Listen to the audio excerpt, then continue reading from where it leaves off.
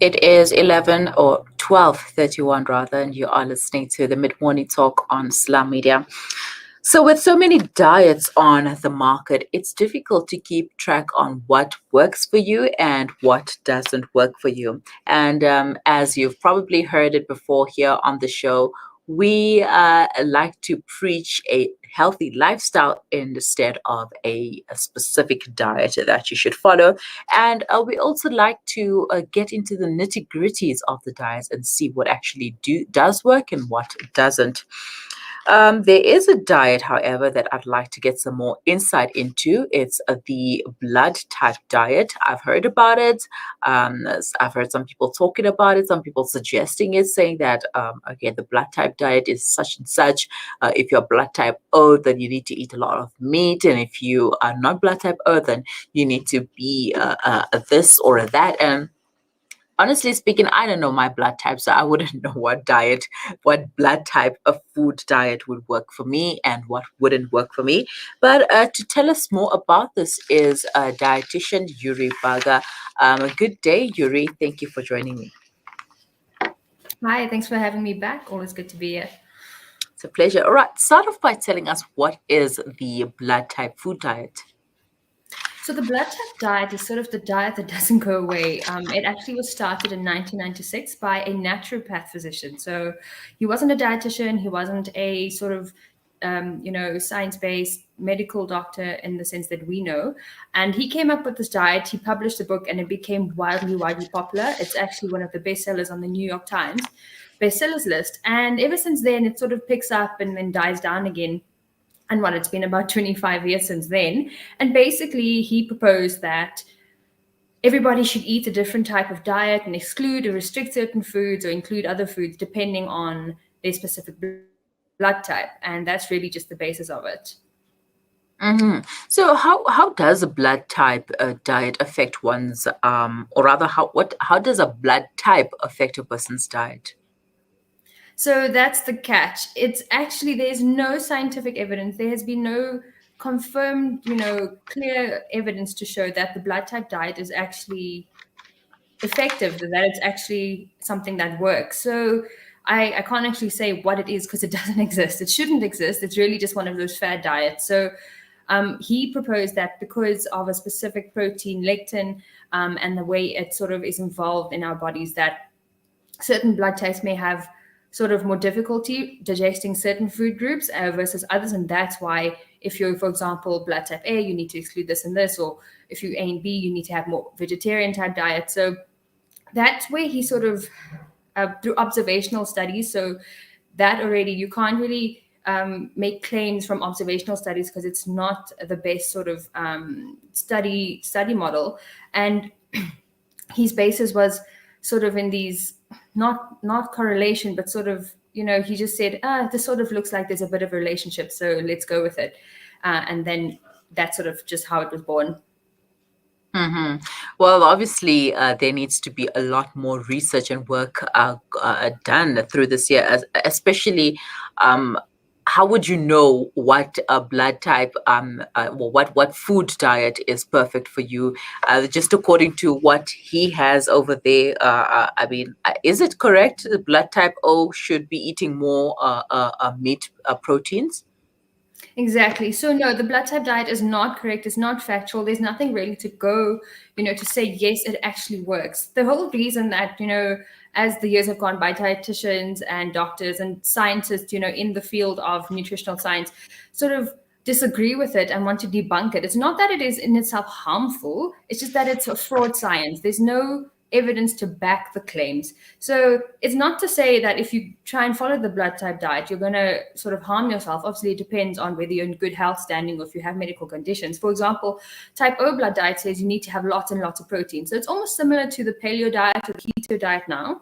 But even if somebody maybe sees weight loss or improved health, and it has been seen in people who have actually participated in the blood group diet, and so they support and they don't want to believe that doesn't work. It's not to say it's not going to work. It's just that in the advice that is given, you will see results, but it's not because of your blood type. It's just because the diet suggests, regardless of blood type, that you're going to reduce processed foods. And if you're A or AB blood type, you'll be increasing your intake of vegetables, which is likely going to be the actual reason for the benefits you see. So no, I can't say that a type of blood should be eating lots and lots of meat.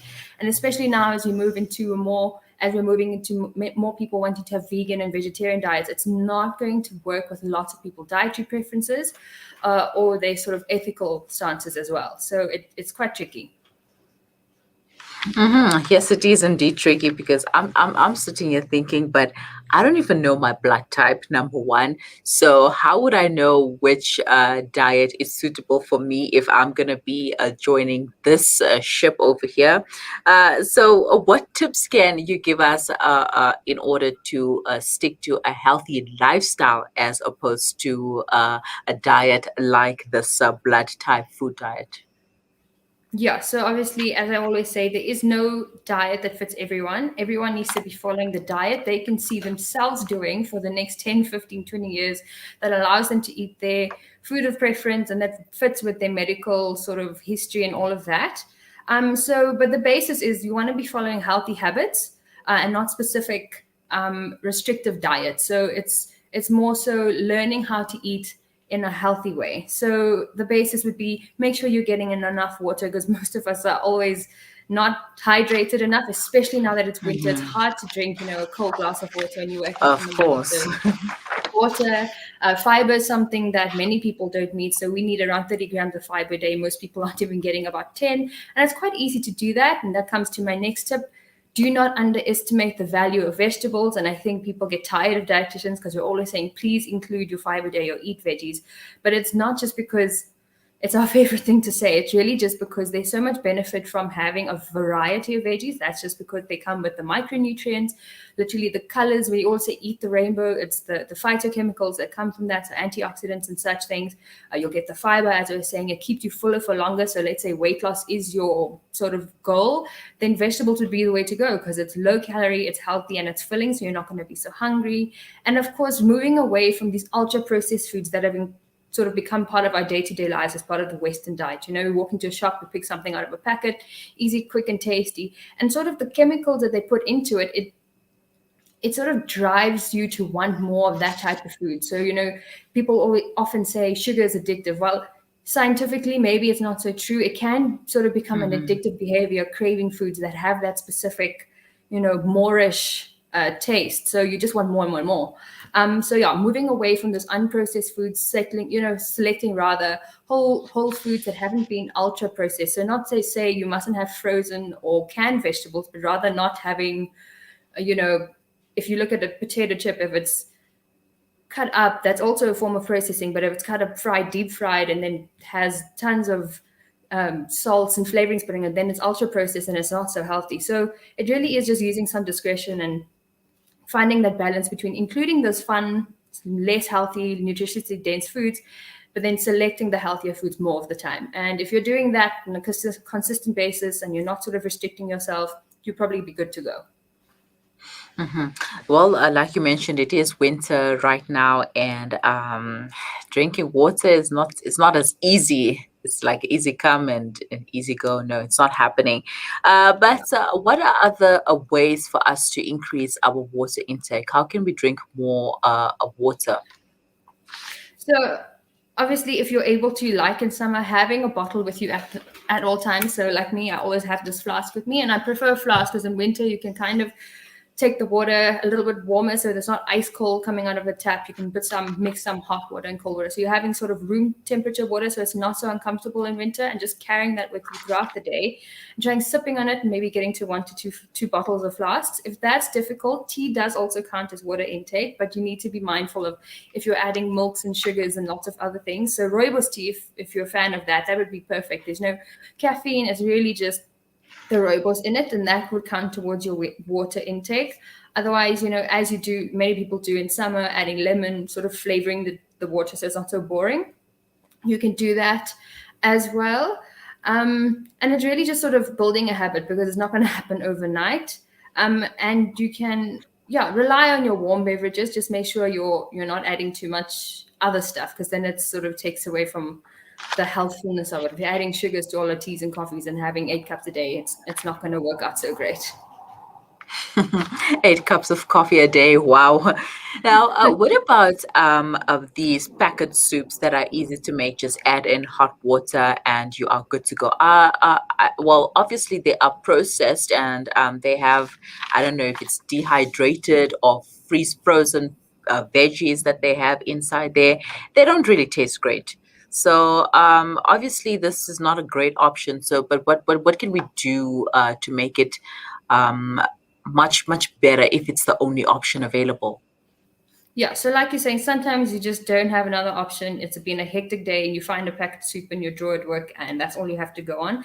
If it's a once in a while occasion, just having it as it is, it's fine. That's not going to be the end of the world. If it's something you're relying on a weekly basis, then I would say maybe try and plan a bit better so you can maybe make soup sort of from fresh and just cook it in bulk and then have it that way. But if you are going to be having packet soups, the main issue with it is that it's very high in sodium, and that obviously, if you're having too much of that over a long period of time, increases the risk for hypertension. You don't want that. But if you are having it and you do have some maybe leftover veggies or some veggies that are maybe looking not so great, cut them up and add it to the soup, add some protein to it, just so that it becomes sort of a more nutritionally balanced meal. So you're not just relying on that soup to keep you full and sustained for the rest of the day, because that's probably not going to work. You'll be hungry again in maybe 2 hours. But what is nice, it's obviously warm and it's quick. So if you can just add sort of, maybe you have some chicken, you can cook that up, add it to the soup, some real whole fresh veggies, frozen veggies, you can throw that in just so it's a bit more filling and it's got that texture, so it's more satisfying, and obviously then you're getting the added benefits of proteins and the nutrients from the veggies as well. And you can always pair it up with a nice piece of maybe whole grain brown bread or something like that, just so that it's a complete meal and not just a very salty cup of soup. Mm-hmm. Right. Back to the blood type diet. Does it work? So there's no evidence to say it doesn't work, but there's no evidence to say it does work. So I can't really answer that. It's like it depends who you ask kind of question, because people who have done it may say, yes, it 100% worked for me. And you know what? There's a good chance it probably has. And that is, as I said before, it's because of the changes you're implementing compared to your previous eating habits. It's probably improved in that you may be including less processed foods, more vegetables, whole grains, whatever. So you will see that improved change. But to say that it's going to change your life just because of your blood type, that's not factual. So yeah, that's the best I can answer that. But I want to say no, but there truly isn't evidence to say yes or no. All right, then. Thank you so much for your time, Yuri, and for sharing that with us. And once again, it all comes down to having a healthy lifestyle and not just a healthy or once-off diet or a weekly challenge or so. And how can people learn more or get some more information if they require a dietitian expert advice? Well, you can find me on Instagram at the Happy Food Dietitian, and actually the practice where I'm an associate has done a lovely post on the blood group diet, so you can find her at the Urban Dietitian. And if you'd like to make an appointment with us, please find us at mbalimapoliinkdietitians.co.za. Thank you so much. Have a wonderful day. Bye-bye. Sure thing. Bye.